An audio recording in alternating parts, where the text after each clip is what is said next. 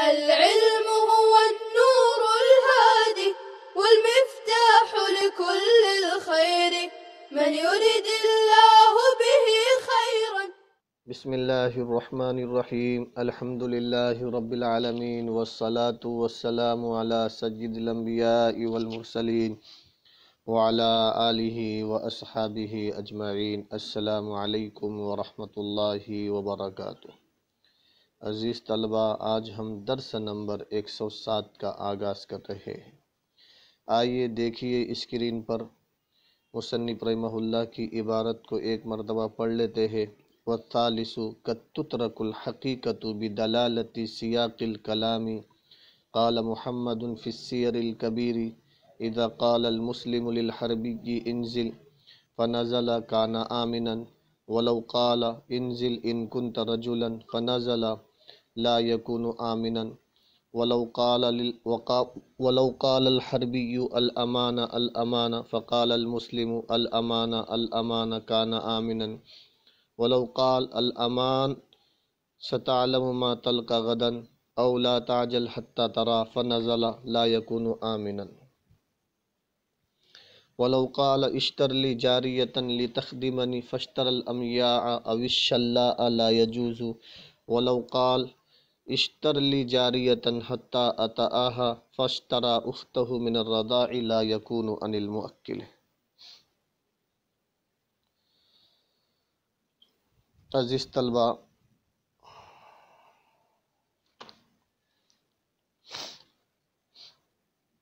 اس عبارت میں صاحب کتاب نے لفظ کے حقیقی معنی کو چھوڑنے کا تیسرا قرینہ اور اس کی مثال ذکر فرمائی ہے. تیسرا قرینہ سیاق کلام کی دلالت ہے. سیاق کلام سے مراد یہ ہے کہ کلام کے آگے اور پیچھے ایسا لفظی قرینہ ہو جو اس بات پر دلالت کرتا ہو کہ یہاں لفظ کا معنی حقیقی متروک ہے. سیاق، عزیز طلبہ، کلام کے پچھلے حصے کو کہتے ہیں اور سباق کلام کے اگلے حصے کو کہتے ہیں. لیکن سیاق کا لفظ جب مطلق بولا جائے تو اس سے اگلا اور پچھلا حصہ دونوں مراد ہوتے ہیں. یہاں پر سیاق کا لفظ مطلق ہے، اس کے مقابلے میں سباق کا لفظ نہیں ہے، اس لیے اس سے مراد اگلے اور پچھلے کلام کا قرینہ ہوگا. عزیز طلبہ، مصنف رحمہ اللہ نے اس قرینے کی 4 مثالیں ذکر کی ہیں. پہلی مثال امام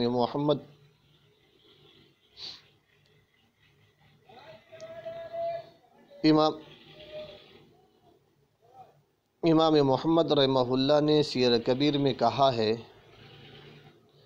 کہ کسی مسلمان نے حربی کافر سے کہا کہ اتر آ تو اس کو امان حاصل ہوگی اور اس کو قتل کرنا جائز نہیں ہوگا.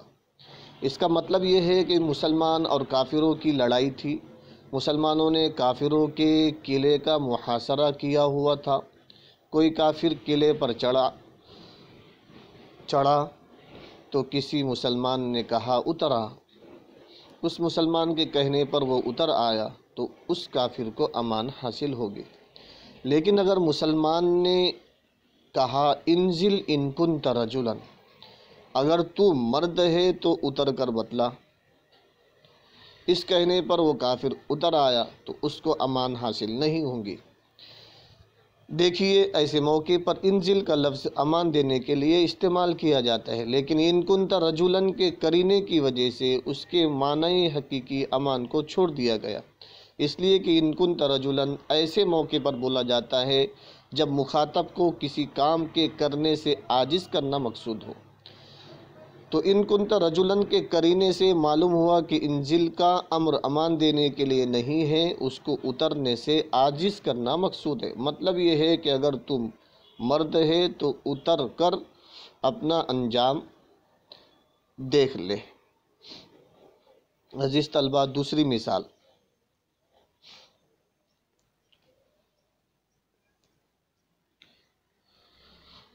دوسری مثال، کسی حربی کافر نے الامان الامان کہہ کر کسی مسلمان کو پکارا کہ مجھے امان دے دو، آتونی الامان آتونی الامان، کسی مسلمان نے جواب میں کہا الامان ای آتیتک الامان، میں نے تجھے امان دے دی، تو اس پر وہ کافر اتر آیا تو اس کو امان حاصل ہوگی۔ لیکن اگر مسلمان نے جواب میں کہا الامان ستعلم ما تلقى غدا ولا تعجل حتى تراه، الامان ای تطلب منا الامان، کہ تو ہم سے امان مانگتا ہے، کل تمہارا انجام سامنے آئے گا، اس کو دیکھ کر تجھے امان معلوم ہو جائے گا، اس کو دیکھ کر تجھے امان معلوم ہو جائے گی، اور امان میں جلدی نہ کر یہاں تک کہ تو اپنے انجام کو دیکھ لے۔ اس کہنے پر وہ کافر اتر آیا تو اس کو امان حاصل نہیں ہوگی۔ یہاں بھی الامان سے آگے ستعلم ما تلقى غدن کا قرینہ اس بات پر دلالت کرتا ہے کہ کہنے والے مسلمان کا مقصود امان دینا نہیں ہے، بلکہ اس کو اپنی بہادری اور اس کے انجام بد سے ڈرانا ہے۔ تیسری مثال، ایک آدمی نے دوسرے کو باندی خریدنے کا وکیل بنایا اور کہا کہ میرے لیے ایک باندی خریدو تاکہ وہ میری خدمت کرے، اور وکیل نے اندھی یا اپاہج یعنی لنگڑی لولی باندی خریدی، تو وہ باندی موکل کی طرف سے ہوگی، موکل کی طرف سے نہیں ہوگی۔ اشترلی جاریتن کا حقیقی معنی تو یہ تھا کہ کوئی سی بھی باندی خرید، وکیل جو باندی خریدتا وہ موکل کی ہوتی، لیکن اس کا لی تخدیمنی کا قرینہ اس بات پر دلالت کرتا ہے کہ موکل کا مقصود ایسی صحیح تندرست باندی خریدنا ہے جو اس کی خدمت کر سکے، اور لنگڑی لولی یا اندھی باندی خدمت نہیں کر سکتی، اس لیے وہ موکل کی نہیں ہوگی۔ چوتھی مثال، کسی نے دوسری باندی کو خریدنے کا وکیل بنایا اور کہا کہ میرے لیے باندی خرید تاکہ میں اس کے ساتھ وطی کروں۔ عزیز طلبہ، اشترلی جاریتن کا معنی حقیقی تو یہ تھا کہ کوئی سی بھی باندی خرید لے، کوئی سی بھی باندی میرے لیے خرید لے، لیکن اس کا عطاء کا قرینہ اس بات پر دلالت کرتا ہے کہ موکل کا مقصود ایسی باندی خریدنا ہے جس کے ساتھ وہ وطی کر سکے، اس لیے باندی کے معنی حقیقی کو چھوڑ دیا گیا اور اس کو ایسی باندی کے ساتھ خاص کر دیا گیا جس کے ساتھ موکل وطی کر سکتا ہو۔ وکیل نے موکل کی رضائی بہن کو خرید لیا اور موکل رضاعت کی وجہ سے اس کے ساتھ وطی نہیں کر سکتا، اس لیے وہ باندی موکل کی طرف سے نہیں ہوگی، وکیل کی باندی ہوگی، اور وہ اس کے ثمن بھی اپنے پیسوں میں سے دے گا۔ عزیز طلبہ، آئیے اب ہم عبارت کا ترجمہ کر لیتے ہیں۔ دیکھیے اسکرین پر، والثالث قد تترک الحقیقۃ، تیسرا قرینہ کبھی کبھی لفظ کا حقیقی معنی چھوڑ دیا جاتا ہے سیاق کلام کی دلالت کی وجہ سے، کلام کے اگلے پچھلے دلالت کی وجہ سے۔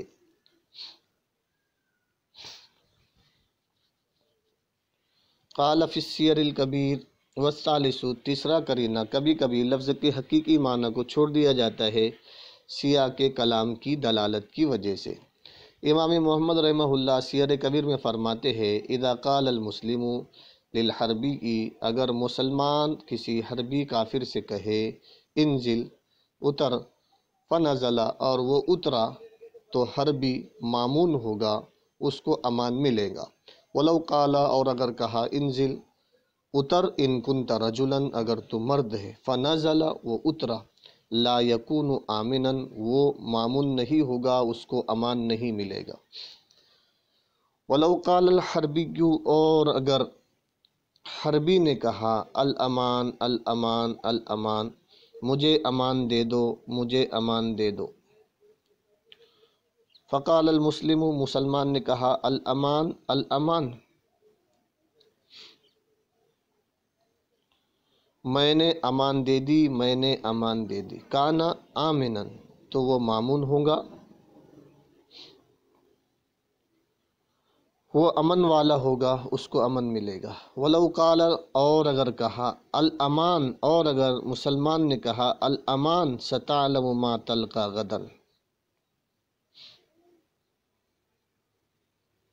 تو امان مانگتا ہے، ان قریب تو جان لے گا اس انجام کو جس کو تو کل پائے گا۔ ولو قال، اور اگر کہا، الامان، تو امان مانگتا ہے، ان قریب تو جان لے گا اس انجام کو جس کو تو کل پائے گا۔ یا یہ کہا، الامان لا تعجل حتی ترى، امان مانگتا ہے جلدی مت کر امان میں، یہاں تک کہ تو دیکھ لے گا میری بہادری کو اور اپنے انجام کو۔ فنزل، اور وہ اترا، لا یکون آمنا، تو وہ امن والا نہیں ہوگا۔ فنزل، وہ کافر اتر آیا، لا یکون آمنا، تو وہ امن والا نہیں ہوگا۔ ولو قال، اور اگر کہا موکل نے کہ میرے لیے باندی خرید تاکہ وہ میری خدمت کرے۔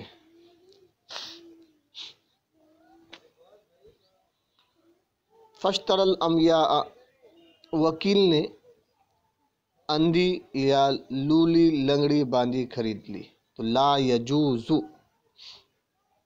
تو یہ خریدنا موکل کی طرف سے جائز نہیں ہوگا۔ ولو قال،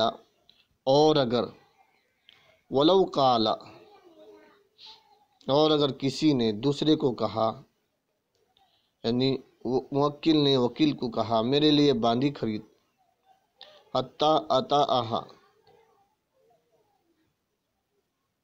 تاکہ میں اس سے وطی کروں، وکیل نے اس کی رضائی بہن خرید لی، لا یکون عن الموکل، یہ خریدنا موکل کی طرف سے نہیں ہوگا۔